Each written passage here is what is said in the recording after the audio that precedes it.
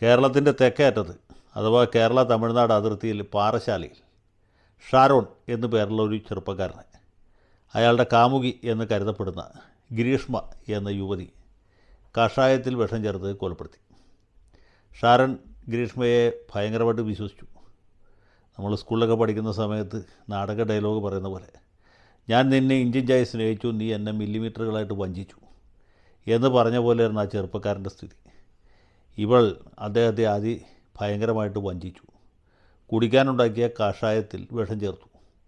ദിവസങ്ങളോളം ഈ ചെറുപ്പക്കാരൻ അത് കുടിച്ചു എന്നാണ് പറയുന്നത്. ഏതായാലും അയാളുടെ മരണം സംഭവിച്ചു. പിന്നീട് സംശയം തോന്നി, പോലീസ് അന്വേഷിച്ചു, കുറ്റം തെളിഞ്ഞു. ആ യൂട്യൂബ് നോക്കിയാണ് കഷായത്തിൽ വിഷം ചേർക്കുന്ന വിദ്യ ഈ പെൺകുട്ടി സ്വായത്തമാക്കിയത് എന്ന് പറയുന്നു. ഏതായാലും പോലീസ് പ്രതിയെ അറസ്റ്റ് ചെയ്തു. ഇവൾക്ക് ജാമ്യം നിഷേധിച്ചു. അവളുടെ അമ്മയെയും അമ്മാവനെയും കൂട്ടുപ്രതികളാക്കി നെയ്യാറ്റിൻകര അഡീഷണൽ സെഷൻസ് കോടതിയിൽ വിചാരണ ചെയ്തു. വിചാരണ കോടതിയിൽ കുറ്റം തെളിഞ്ഞായി കണ്ടെത്തി. അതിൻ്റെ അടിസ്ഥാനത്തിൽ പിന്നെ ശിക്ഷ വിധിക്കുക എന്ന ജോലിയാണ് ബാക്കിയുണ്ടായിരുന്നത്. അഡീഷണൽ ജില്ലാ ജഡ്ജി AM ബഷീർ എന്ന് പറഞ്ഞ ആളാണ്. ബഷീർ എൻ്റെ ഒരു പഴയ സുഹൃത്താണ്. ഞാൻ ജനറൽ സെക്രട്ടറി ആയിരുന്ന ഇന്ത്യൻ അസോസിയേഷൻ ഓഫ് ലോയേഴ്സ് എന്ന സംഘടനയിലെ ഒരു അംഗമായിരുന്നു അദ്ദേഹം. തൃശ്ശൂർ ജില്ലാ കമ്മിറ്റിയിലും മറ്റുമൊക്കെ ഉണ്ടായിരുന്നു. പിന്നീടാണ് മുനിസിപ്പൽ മജിസ്ട്രേറ്റായിട്ട് ജുഡീഷ്യൽ സർവീസിൽ പ്രവേശിച്ചത്. അദ്ദേഹം ഇതിനു മുമ്പ് നെയ്യാറ്റിൻകരയിൽ തന്നെ ഒരു കേസിൽ 3 പേർക്ക് വധശിക്ഷ വിധിച്ച ആളാണ്. അപ്പോൾ അദ്ദേഹം നോക്കിയപ്പോൾ ഇതിന് വേണമെങ്കിൽ വധശിക്ഷ വിധിക്കാം, അല്ലെങ്കിൽ ജീവപര്യന്തം വിധിക്കാം.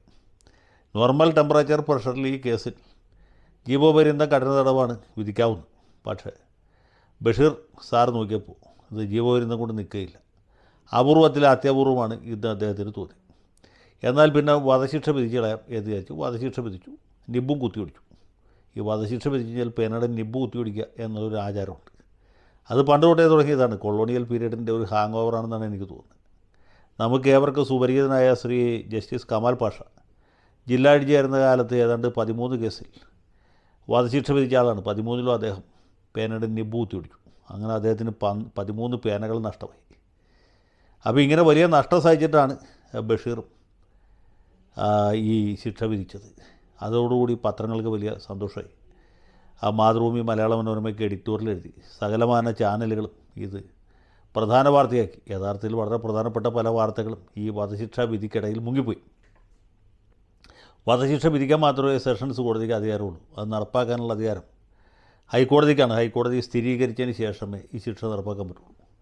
ഒരാളെ വധശിക്ഷയ്ക്ക് വിധിച്ച് കഴിഞ്ഞാൽ ഈ കടലാസ് എല്ലാം കൂടി കുത്തിക്കെട്ടി ഉടനെ തന്നെ എറണാകുളത്ത് ഹൈക്കോടതിയിലേക്ക് അയക്കണം. ഹൈക്കോടതിയിലെ 2 ജഡ്ജിമാർ കൂടിയിരുന്ന് പ്രതി അപ്പീൽ കൊടുത്താലും കൊടുത്തില്ലെങ്കിലും ഈ കടലാസ് മുഴുവൻ വായിച്ചു നോക്കി ഇയാൾ യഥാർത്ഥത്തിൽ വധശിക്ഷ അർഹിക്കുന്നുണ്ടോ ഇല്ലയോ എന്ന് സ്ഥിരീകരിക്കും.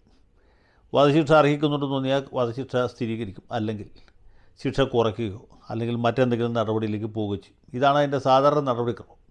ഇവിടെ അത് തന്നെയാണ് സംഭവിക്കാൻ പോകുന്നത്. ഹൈക്കോടതിയുടെ മുമ്പിൽ ഇതുവരെ നിരവധി കേസുകൾ പെൻഡിങ് ഉണ്ട്.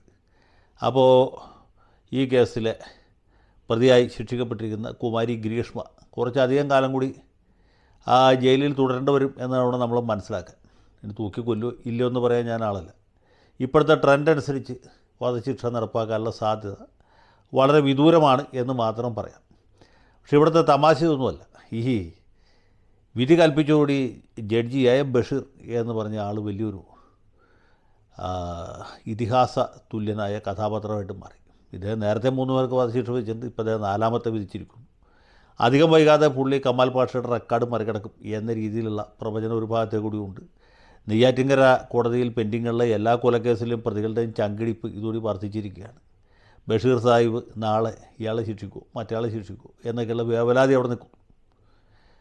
മറ്റ് സെൻറ്ററുകളിലേക്ക് ഇദ്ദേഹം ഒരുപക്ഷെ സ്ഥലം മാറി ചെല്ലാനുള്ള സാധ്യതയുണ്ട്. പുള്ളി നേരത്തെ നിയമസഭാ സെക്രട്ടറി ആയിരുന്ന ആളാണ് നമ്മുടെ ഷംസീറിൻ്റെ കൂടെ. ഏതായാലും ഷംസീറിനെയോ ബാക്കി MLA-മാരെ ആരും തൂക്കിക്കൊല്ലുന്നത് പുള്ളിക്ക് തോന്നിയില്ല. നമ്മുടെ ദൈവാധീനം അതവിടെ നിൽക്കട്ടെ. ഇപ്പോഴത്തെ സംഭവം എന്താ വെച്ചാൽ ഇത് വിധിച്ചത് നമുക്ക് മനസ്സിലാക്കാം. ജഡ്ജിയുടെ വിവേചനാധികാരത്തിൽപ്പെട്ട കാര്യമാണ്. അപൂർവത്തിൽ അത്യപൂർവമാണോ അത്യപൂർവത്തിൽ അപൂർവമാണോ അത് സാധാരണ കൊലപാതകമാണോ എന്നൊക്കെ തീരുമാനിക്കേണ്ടത് ജഡ്ജിയുടെ മുമ്പിൽ വരുന്ന തെളിവുകളുടെയും നിയമത്തിൻ്റെ അടിസ്ഥാനത്തിലാണ്. ഇപ്പോൾ ശ്രീ ബഷീർ അദ്ദേഹത്തിൻ്റെ ഒരു വിധി പ്രസ്താവിച്ചു. ഇനി ഹൈക്കോടതിയിൽ വരുമ്പോൾ ഹൈക്കോടതി അത് പുനഃപരിശോധിച്ച് അവരുടേതായ തീരുമാനത്തിലെത്തട്ടെ എന്ന് മാത്രമേ നമുക്ക് പറയേണ്ട ആവശ്യമുള്ളൂ. പക്ഷേ ഇവിടെ വേറെ ചില ഞരമ്പ് രോഗികൾ അല്ലെങ്കിൽ മനോരോഗികൾ ഇത് വലിയൊരു വിഷയമാക്കി തീർക്കുകയും ഈ പുരുഷനെ വിഷം കൊടുത്തു കൊന്ന സ്ത്രീയെ ശിക്ഷിച്ച ജഡ്ജിക്ക് അഭിവാദ്യങ്ങൾ എന്നൊക്കെ പറഞ്ഞ് ഫേസ്ബുക്കിൽ പോസ്റ്റ് ഇടുകയൊക്കെ ചെയ്യുന്നുണ്ട്. അതും മനസ്സിലാക്കുക, അവരുടെ ആവിഷ്കാര സ്വാതന്ത്ര്യമാണ് എന്ന് കരുതി. പക്ഷേ അതും കഴിഞ്ഞ് ഈ ജഡ്ജിയുടെ കട്ടൗട്ടിൽ പാലഭിഷേകം നടത്തും എന്നൊക്കെയാണ് ചില ഊളകൾ, ചില ഇരപ്പാളികൾ അല്ലെങ്കിൽ ചില എംബോക്കികൾ പറഞ്ഞുകൊണ്ട് നടക്കുന്നത്. ഇവരെയൊക്കെ എംബോക്കികൾ എന്ന വാക്ക് ഉപയോഗിച്ച പോരാ. ജഡ്ജി അയാളുടെ കർത്തവ്യ നിർവഹണത്തിൻ്റെ ഭാഗമായിട്ട് പ്രതിയെ ശിക്ഷിച്ചാണ്. അതിപ്പോൾ എക്സോ വയ്യോ ഇസഡോ എന്നുള്ളത് ആ ജഡ്ജിയെ സംബന്ധിച്ചുള്ള അപ്രസക്തമാണ്. പ്രതിയുടെ ജാതിയോ മതമോ രാഷ്ട്രീയ പക്ഷപാതിത്വമോ നോക്കിയിട്ടല്ല ജഡ്ജിമാർ കേസ് വിധിക്കുന്നത് അല്ലെങ്കിൽ വിധിക്കേണ്ടത്. അതുപോലെ തന്നെയാണ് സ്ത്രീയോ പുരുഷനോ എന്നുകൂടി പരിഗണിക്കേണ്ട കാര്യം ജഡ്ജിക്കില്ല. പലപ്പോഴും ജഡ്ജിമാർ സ്ത്രീ എന്ന പരിഗണന നൽകിയിട്ട് പ്രതികൾക്ക് അർഹിക്കുന്ന ശിക്ഷ കൊടുക്കാതിരുന്നുണ്ട്. ഇവിടെ അതുണ്ടായില്ല. സ്ത്രീയാണ്, ചെറുപ്പക്കാരിയാണ്, വിദ്യാസമ്പന്നയാണ്, സുന്ദരിയാണ് എന്ന് വേണമെങ്കിൽ പറയാം.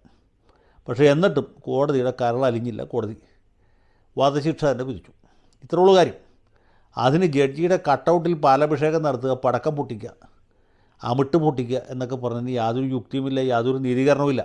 ഇനി AM ബഷീർ എന്ന് പറഞ്ഞ് ഇതേ ന്യായാധിപൻ തന്നെ നാളെ കാമുകിയെ കൊലപ്പെടുത്തിയ കാമുകന് വധശിക്ഷ വിധിക്കുകയാണെങ്കിൽ ഈ മെൻസ് അസോസിയേഷൻകാരെന്ത് ചെയ്യും? ഇദ്ദേഹത്തിൻ്റെ കോലം കത്തിക്കും, അല്ലെങ്കിൽ അദ്ദേഹത്തിൻ്റെ കട്ടൗട്ടിൽ ചാണകം അഭിഷേകം ചെയ്യും, അതല്ലെങ്കിൽ അദ്ദേഹത്തിൻ്റെ ചേംബറിന് മുമ്പിൽ പോയി ഒരു മൂത്രം ഒഴിക്കും.